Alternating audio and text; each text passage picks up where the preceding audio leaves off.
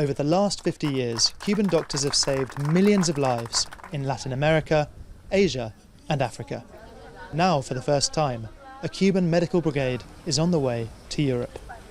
There are 36 doctors behind me and 15 nurses.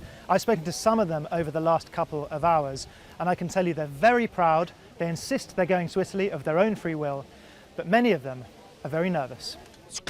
Of course I'm scared, but when we went to fight Ebola in West Africa in 2014, we were scared too, but we fulfilled our mission there and we all came back. What we're going to do is cure and bring relief not only to the Italian people, but the world's population. This is a global battle and we have to fight it together. Why are you going on this mission if you know that Cuban doctors have died on past missions? Because we are the Cuban people. This is Cuba. And we're always going to keep fighting. Cuba has so far registered 25 cases of coronavirus, substantially less than most Latin American nations.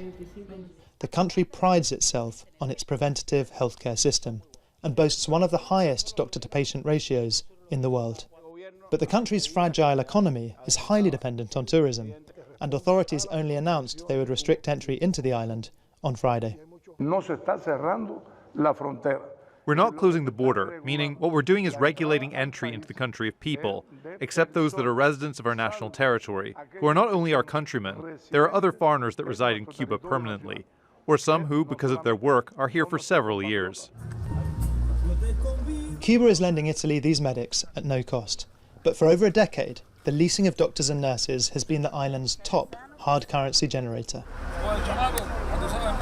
With Cuba's tourism sector hit hard by the coronavirus pandemic, the Communist Party will be hoping that unprecedented global demand for doctors will help pay for the power, food and running water Cubans will need to get through this crisis. A silver lining, perhaps, at a dark moment.